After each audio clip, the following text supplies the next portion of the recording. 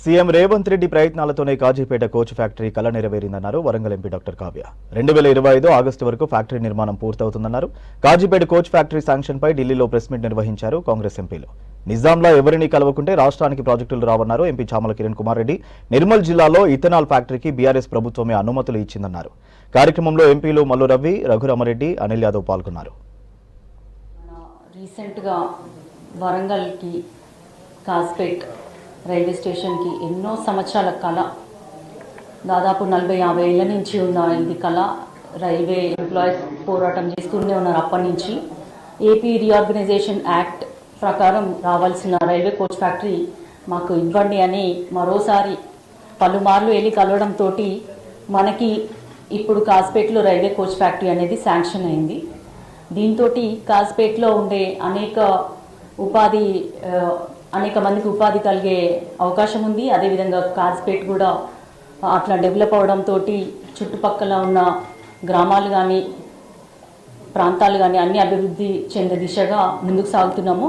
అటు ట్రాన్స్పోర్ట్ సిస్టంలో ఎయిర్వేస్ అంటే ఇప్పుడు మామ్నూర్ ఎయిర్పోర్ట్ కూడా ఒక 2 సంవత్సరాలలో మొన్న చెప్పిన విధంగా కంప్లీట్ అవ్వబోతుంది. అది ప్రతిదీ కూడా వరంగల్కి సంబంధించి ఒక వెల్నెస్ సెంటర్, ఒక ఎయిర్పోర్ట్, తర్వాత ఒక కోచ్ ఫ్యాక్టరీ, రానున్న ఒక ట్రైబల్ యూనివర్సిటీ, ఇట్లా చెప్పుకుంటూ పోతే అనేక విధాలుగా కూడా డెవలప్ చేసే దిశగా సంబంధిత మంత్రులను కలవడము, ఢిల్లీకి వచ్చి పలుమార్లు, ఇవన్నీ కూడా సీఎం రేవంత్ రెడ్డి గారి కృషి వల్లనే వచ్చినాయని మీ అందరికీ తెలియజేసుకోవడానికి నాకు చాలా సంతోషంగా ఉంది.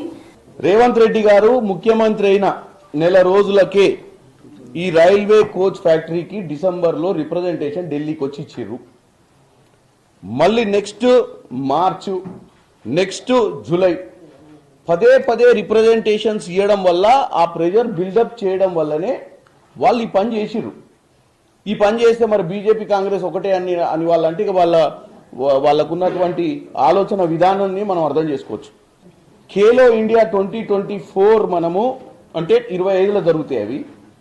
వాటి విషయంలో చర్చకు వచ్చినప్పుడు ఆయన ఓపెన్గా చెప్పిండు. ఏమనంటే 25 మేము బీహార్కి ఆల్రెడీ ఇచ్చేసినాము, అంటే 26 మార్చిలో తెలంగాణకు ఖేలో ఇండియా ద్వారా అక్కడ ఖేలో ఇండియా కార్యక్రమాలు తెలంగాణకు ఇస్తున్నాం ఆ రాష్ట్రానికని.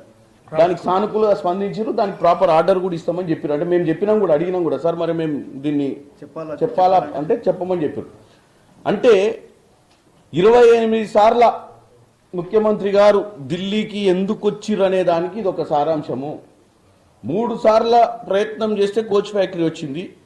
1 సంవత్సరంలోనే మన విభజన హామీలలో తెలంగాణ పడిపోవడానికి కారణం ఏంటంటే, గత ప్రభుత్వంలో ప్రధానమంత్రి తెలంగాణకు వచ్చినా రిసీవ్ చేసుకోనిక పోయేటోడు కాదు, ఆయన ఢిల్లీకి వచ్చి ప్రధానమంత్రిని కలిసేటోడు కాదు.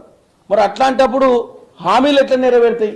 డెవలప్మెంట్ అజెండాని బేస్ చేసుకునే రాజకీయాలు సంబంధం లేకుండా కలిసి పనిచేసే అన్ని పొలిటికల్ పార్టీస్.